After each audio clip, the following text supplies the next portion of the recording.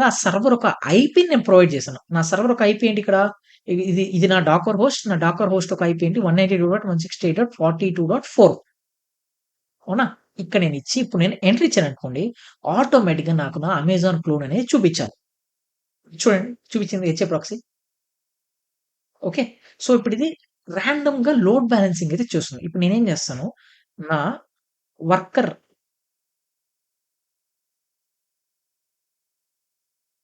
ఇప్పుడు for example నాకు దగ్గర ఒకే వర్కర్ ఉంది కాబట్టి నేను ఇప్పుడు మీకు అంటే ఐ మీన్ ఒకే పాడ్ ఉంది కాబట్టి మీకు ఎగ్జాంపుల్ చూపించలేను. కానీ ఇది ఏం చేస్తుందంటే నాకు లోడ్ బాలన్సింగ్ అయితే చేస్తుంది. ఒకవేళ నా వర్కర్ ఒక డౌన్ అయినా కూడా ఆటోమేటిక్‌గా అది ఇంకొక వర్కర్‌కి కనెక్ట్ అయ్యి లోడ్ బాలన్సింగ్ అయితే చేస్తుంది. అది దాని మెయిన్ ఫంక్షనాలిటీ. సో, నాకు ఇంటర్నల్‌గా లోడ్ బాలన్సింగ్ చేయాలంటే నాకు సర్వీస్ ఐపీ ఉంది. ఇప్పుడు నా నోట్స్‌కి లోడ్ బాలన్సింగ్ చేయాలంటే నాకు నా ఎక్స్‌టర్నల్ హెచ్ఏ ప్రాక్సీ అనేది వచ్చింది ఫ్రెండ్స్. ఓకేనా? సో, ఇప్పుడు ఇక్కడ గమనించండి.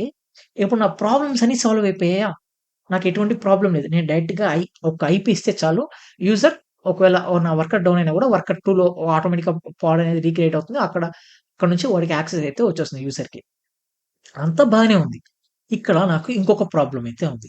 ఇంకొక ప్రాబ్లమ్ ఏంటంటే యాస్ ఎ కుబర్నెటిస్ అడ్మిన్ నేను లోడ్ బాలన్సర్‌ని మేనేజ్ చేయను. దానికంటూ కంపెనీస్‌లో ఇంకొక టీమ్ అయితే ఉంటది. అండ్ అలానే ప్రతిసారి మనం ఒక పోర్ట్ తీసుకున్నప్పుడు, ఆ పోర్ట్‌కి ఫైర్‌వాల్ రిక్వెస్ట్ అనేది ఓపెన్ చేయాల్సుంటది కంపెనీస్‌లో. నేను కంపెనీస్ త్రూ మాట్లాడుతున్నాను. ఎందుకంటే కంపెనీస్‌లో ఫైర్‌వాల్ రిక్వెస్ట్‌కి నేను ఒక టికెట్ రైజ్ చేయాలి. అలానే టికెట్‌లో పోర్ట్ అనేది ఓపెన్ అయ్యాకే నేను ఇంకొక టికెట్ రైజ్ చేస్తాను లోడ్ బాలన్సర్ టీమ్‌కి. వాళ్ళకి చెప్పి ఒరేయ్ బాబు ఈ కాన్ఫిగరేషన్ ఓకేనా?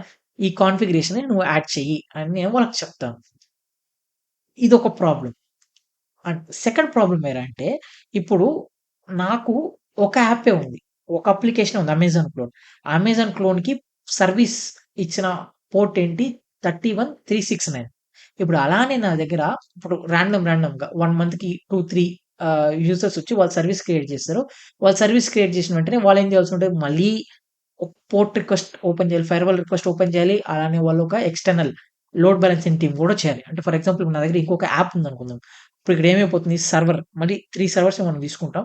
3 సర్వర్స్‌ని తీసుకొని ఇక్కడ నేనేం చేస్తాను, ఇది నా నెట్ నెట్‌ఫ్లిక్స్ అనుకుందాం. నెట్‌ఫ్లిక్స్‌కి నాకు 69, 68 అనుకుందాం. ఓకేనా? అన్నిటికి 68 ఉంది.